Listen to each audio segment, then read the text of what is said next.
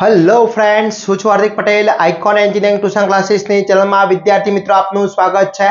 Diploma semester 2 ની અંદર અભ્યાસ કરતા મારા કોમ્પ્યુટર બ્રાન્ચના વિદ્યાર્થી મિત્રો જેનો સબ્જેક્ટ આવે છે BOOP basic object oriented programming, એની અંદર વિદ્યાર્થી મિત્રો આજે આપણે વાત કરવાના છે એવા 20 પ્રોગ્રામ કે જે 20 પ્રોગ્રામ તમે કરો છો એના લોજિક સમજી લો છો, એ પ્રોગ્રામ પરફેક્ટલી કરી લો છો તો એ ટાઈપના જ અથવા એ જ પ્રોગ્રામ તમારા જીટીયુ ની અંદર પૂછાશે। વિદ્યાર્થી મિત્રો પ્રોગ્રામનો પોર્શન પૂછાતો હોય છે અને થોડું ટફ પણ પ્રોગ્રામની અંદર પડતું હોય છે। તો જે વિદ્યાર્થી મિત્રો પ્રોગ્રામની તૈયારી કરવા માંગતા હોય તેના માટે આપણે સુપર 20 મોસ્ટ આઈએમપી પ્રોગ્રામની આજે ચર્ચા કરવાના છે। ચેનલ ઉપર નવા હોય તો ચેનલને સબસ્ક્રાઇબ કરી દેશો, બેલ આઇકોન ઓન કરી દો જેથી નવા વિડિયો આવે તરત જ નોટિફિકેશન આવી જશે। વિદ્યાર્થી મિત્રો ઓલરેડી મેં સુપર 30 ક્વેશ્ચન જે થિયરી પૂછાતી હોય છે એ અપલોડ કરી દીધી છે, જેનો વિડિયો પણ ડિસ્ક્રિપ્શનમાં મૂકેલો છે। તો સુપર 30 પણ મૂકેલા છે, દરેક chapter wise most IMP question પણ આપણે અપલોડ કરી દીધા છે। વિદ્યાર્થી મિત્રો તો હજી સુધી તમે ચેક નથી કર્યા તો ફટાફટ ચેક કરી લેશો। જો તમે અમારા WhatsApp ગ્રુપની અંદર જોઈન નથી તો ફટાફટ જોઈન થઈ જશો, બીકોઝ અમે દરેક ઇન્ફોર્મેશન એની અંદર શેર કરતા હોઈએ છીએ। ટેલિગ્રામ ચેનલમાં જોઈન નથી તો ટેલિગ્રામની ચેનલની લિંક પણ ડિસ્ક્રિપ્શનમાં છે, WhatsApp ગ્રુપની પણ લિંક ડિસ્ક્રિપ્શનમાં છે, તો ત્યાંથી જોઈન થઈ જશો અને દરેક ઇન્ફોર્મેશન મેળવતા રહેશો।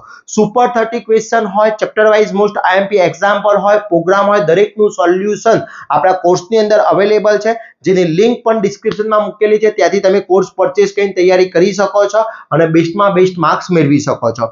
હવે વાત કરીએ આપણે most and very most important 20 most IMP programs જે છે કે જે આ પ્રોગ્રામના લોજિક આપણે પરફેક્ટલી સમજી લઈશું, એ લોજિક આપણે પરફેક્ટલી કરી લઈશું તો એ ટાઈપના જ મોસ્ટલી પ્રોગ્રામ તમારા જીટીયુ ના પેપરમાં આવી જશે। ઓકે વિદ્યાર્થી મિત્રો, તો વન બાય વન આપણે પ્રોગ્રામ જોઈ લઈએ।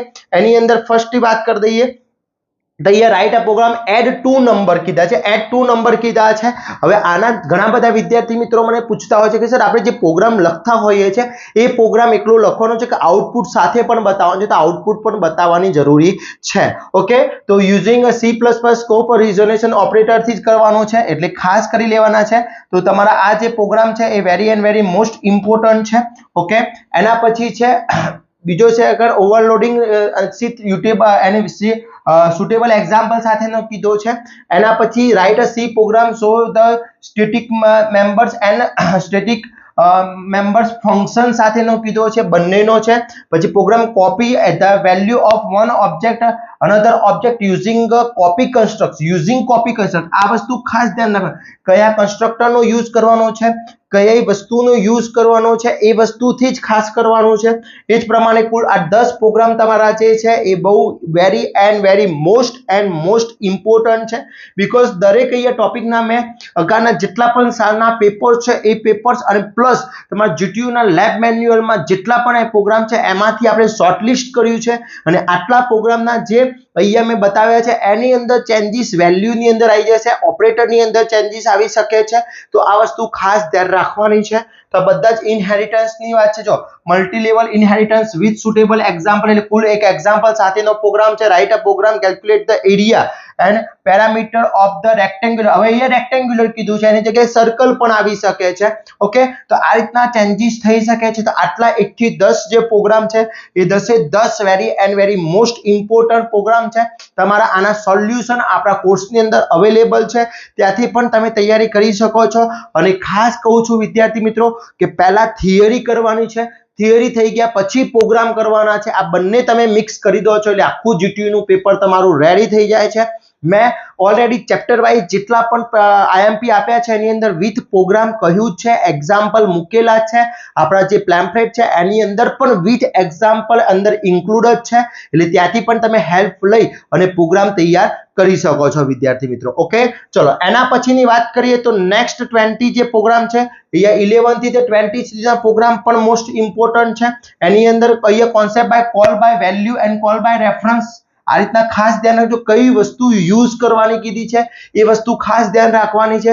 ઓકે, પછી અહીંયા પ્રોટેક્ટ ધેટ ડેટા નંબર્સ કીધો છે, પ્રાઇવેટ એન્ડ પબ્લિક ઇનહેરિટન્સ ધ્યાન રાખો, પ્રાઇવેટ અને પબ્લિક એ બંનેનો યુઝ કરવાનો કીધો છે।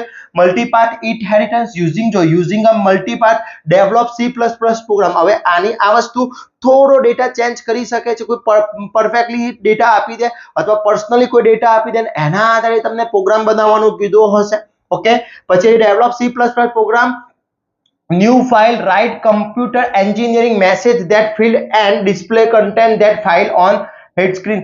આ વસ્તુ ધ્યાન રાખો, અહીંયા કોમ્પ્યુટર એન્જિનિયરિંગ છે, એની જગ્યાએ બીજો કોઈ વર્ડ્સ યુઝ કરી શકે છે, તો આ વસ્તુ ખાસ ધ્યાન રાખવાની છે. તો ટોટલ તમારા 20 પ્રોગ્રામ, આ જે 20 પ્રોગ્રામ છે એ વેરી મોસ્ટ ઇમ્પોર્ટન્ટ છે. એક પણ પ્રોગ્રામ તમારે છોડવાનો નથી.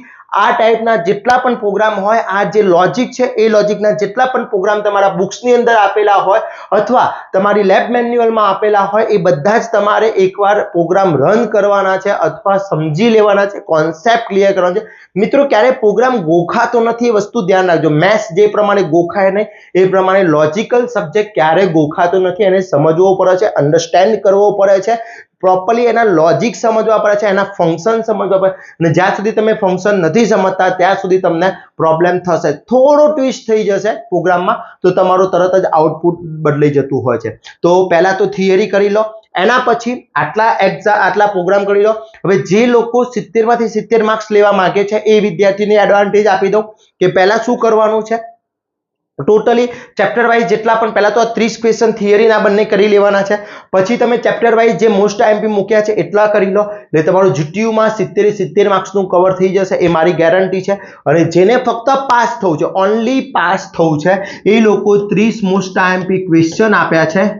ઓકે, એ ક્વેશ્ચન છે અને 20 મેં પ્રોગ્રામ આપ્યા છે. ઓકે, તો આટલી વસ્તુ કરી લો એટલે તમારું 3 પાસ, ઇઝી પાસ થઈ ગયો. પાસ ઉપર માર્ક્સ આવશે, પણ હું તમને પાસની ગેરંટી આપું છું વિદ્યાર્થી મિત્રો. ક્લિયર? તો આશા રાખું છું આ વિડીયો તમારા માટે અને તમારા ફ્રેન્ડ સર્કલ માટે બહુ જ ઉપયોગી થશે. દરેક BOOP ના ટોટલી વસ્તુ મેં અપલોડ કરી દીધી છે. ફક્ત ને ફક્ત હવે તૈયારી તમારી બાકી છે. તો વિદ્યાર્થી મિત્રો, હવે ઝડપથી ફટાફટ આપણે તૈયારી કરી લઈશું, સારી એવી તૈયારી કરીશું, જેથી જીટીયુના પેપરમાં સારું એવું આપણે સ્કોર કરી શકીએ. અને બીજું ખાસ ઇમ્પોર્ટન્ટ નોંધ છે વિદ્યાર્થી મિત્રો, કે હજી સુધી તમે અમારી વોટ્સએપ ગ્રુપમાં અથવા ટેલિગ્રામ ચેનલમાં જોઈન ના હો તો ફટાફટ જોઈન થઈ જશો, જેની લિંક ડિસ્ક્રિપ્શનમાં મૂકેલી છે, ત્યાંથી જોઈન થઈ જાઓ અને દરેક ઇન્ફોર્મેશન મેળવતા રહેશો. આ વિડીયોને વધુમાં વધુ શેર કરીશું, જેથી દરેક વિદ્યાર્થી મિત્રો લાભ લઈ શકે. આવા જ નવા વિડીયો સાથે નવા દિવસે મળીશું. ત્યાં સુધી વિદ્યાર્થી મિત્રો મને રજા આપશો. જય હિન્દ, જય ભારત.